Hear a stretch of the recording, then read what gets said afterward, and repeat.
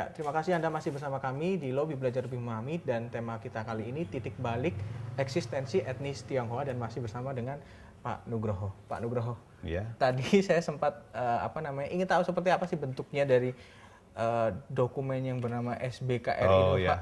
Bisa diperlihatkan mungkin Pak saat ini? kebetulan saya masih memiliki ini. Oh, seperti ini ya. Ya. Tertulis Surat Bukti Kewarganegaraan Republik Indonesia. Bapak waktu memiliki dokumen ini tahun berapa ini, Pak? Saya melakukan pembuatan ini tahun 80. Tahun 80. 80 kami mengajukan ke pengadilan negeri setempat di stasiun sini. Lalu? Ya kita sudah, diterima? kan ada tanda terima. Ya katanya pihak pengadilan ya tunggu sampai selesai. Sampai selesai dari tahun Ya, 80 dan 80. selesainya adalah? Selesainya tahun 85. 5 tahun ya, Pak 5 ya? tahun ya. Ya kita menyadari mungkin seluruh Indonesia mungkin numpuk ya dari satu ya. Yang penting kita sudah tanda terima pengajuan. Itu yang saya menguatkan pengajuan. Karena waktu itu kan kita kalau melanjutkan sekolah, kuliah, pasti dimintain itu. Jadi ketika tidak memiliki SBKRI itu bagaimana Bapak? Tidak bisa masuk. Ini pengalaman saya pada waktu tahun 81 saya mengikuti UMITE di UNER. Saya juga sudah bawa ini. Ditolak sama panitia. Ditolak sama panitia. Jadi kalau etnis Tionghoa keturunan harus memiliki. Nah, ini kan belum jadi. Saya bawa tanda terima, tapi panitia tidak mau terima. Saat itu apa perasaan Bapak ketika ya marah. mendapat perlakuan seperti itu? Ya marah. Kita kan sudah merasa di Indonesia, kita sudah bagian dari masyarakat Indonesia, tapi masih didiskriminasikan. Saya masih ingat panitia itu namanya Sutrisno. Trauma saya di sana dengan panitia UNER itu. Jadi justru akhirnya saya meminta kepada pihak rektor, minta kebijakan. Lalu? Akhirnya ya kebijakan dari rektor bisa mengikuti tes. Tapi tidak tahu diterima tidak diterima, pokoknya saya mengajukan. Nah, kita ini kan jangan dijadikan korban. Oke. Nah, kita sudah mengajukan ada surat tanda terima, karena belum jadi. Jadinya 5 tahun masalahnya. Gitu loh.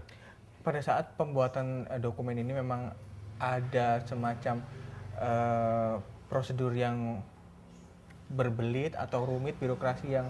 Kalau kita enggak ada permintaan dan tuntutan. Mungkin kalau orang yang membutuhkan waktu cepat, mungkin dengan cara yang lain, entah. Kalau kita memang ya bisanya cuma segitu. Ya, pasrah selesainya sampai kapan. Akhirnya 5 tahun, kita baru selesai. Di tahun 67 ya Pak ya, saat memasuki rezim Orde Baru kala itu, Presiden Soeharto mengeluarkan Inpres nomor 14 tahun 67 yang ada pelarangan begitu terhadap kegiatan apapun, ritual, budaya atau adat istiadat masyarakat. Itu sangat mempengaruhi juga kegiatan kami, terutama dalam hal keagamaan. Jadi semua serba dibatasi. Padahal tidak tentu etnis Tionghoa itu berbasis Cina gitu loh. Kayak seperti saya sendiri, saya juga tidak bisa membaca Cina, tidak bisa. Karena kita dari awalnya sudah di Indonesia gitu loh. Jadi sudah disamaratakan. Bahkan dari seni budaya, bahasa. Karena itu sama sekali benar-benar tertutup ya Pak? Sangat tertutup. Sangat tertutup. Sehingga perkembangan kami jujur aja di agama Buddha ya sangat seperti di kotak itu. Anda dibatasi merasa sebagai kala itu Pak, ketika diberlakukan Impres itu, merasa sebagai warga negara kelas 2 tidak Pak di negeri ini? Ya, jadi kami merasa didiskriminasikan, dimarginalkan oleh pemerintah. Padahal hak dan kewajiban kita kan sama. Bayar pajak ya bayar, semua ya bayar, tapi hak kita yang dibatasi semuanya. Merasa seperti dimanfaatkan tidak? Ya kalau nanti mulai bicara politik, baru kita dielulukan gitu. Gitu. Iya, ada bicara masalah politik, ada pemilihan pejabat, presiden dan sebagainya, baru kita digandeng dan sebagainya. Itu yang terjadi di era-era itu. Oke, ketika mendapatkan begitu banyak perlakuan diskriminasi, merasa termarginalkan begitu Pak, sampai dengan saat ini masih tertanam tidak Pak kebencian atau dendam terhadap kebijakan politik kala itu Pak? Berjalan dengan waktu, kami sudah bisa menikmati sebetulnya. Ya, jadi apa yang pernah saya alami waktu itu di era-era itu sudah tidak ada sama sekali. Justru itu di era kebebasan ini sudah bisa mulai kita rasakan, kadang-kadang ada yang kebablasan begitu. Kebablasannya seperti apa misalnya? Kebablasannya seperti ini. Contohnya kita diberi kebebasan dalam melakukan ceramah, ya, kegiatan keagamaan. Kadang-kadang teman-teman ini juga kebablasan. Di sini tidak kurang tokoh-tokoh agama yang potensi, yang bagus. Kadang-kadang mendatangkan dari luar negeri. Jujur kita sebagai rohaniawan ya tersinggung dong. Kan merasa kita tokoh di Indonesia ini kok kalah sama orang luar gitu loh. Oke. Nah, yang kedua dengan bahasa. Nah, kadang-kadang dari luar negeri tokohnya itu menggunakan bahasa dari sono gitu. Tiongkok gitu. Nah, Pak ya. kan belum tentu saya juga bisa ngerti apa itu gitu loh.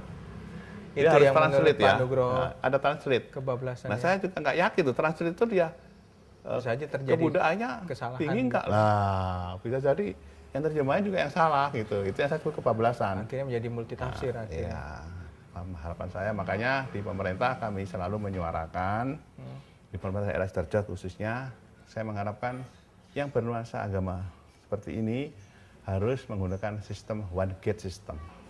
Sampai Artinya saat ini satu pintu. Jadi kalau ada kegiatan apapun yang masuk di Sidoarjo, hendaknya ada rekom dari kami sebagai ketua Buddha di Sidoarjo. Kan kami yang tahu, ini yang masuk ini Buddha dari mana, dia punya tujuan apa. Walaupun dia mau bagi-bagi sembako, mau bakti sosial, pengobatan gratis, apa tendensinya. Yang tahu kekuatan itu kan kita sebagai ketua Buddha di Sidoarjo. Ini yang selama ini terjalin. Ya, saya katakan makanya Sidoarjo aman, nyaman, tentram. Itu yang harus kita kalau melihat kondisi di Sidoarjo sangat kondusif begitu ya Pak ya, iklim kebebasan beragama juga sangat diayomi begitu. Kira-kira apa yang menjadi kunci utama sehingga tercipta iklim seperti ini Pak?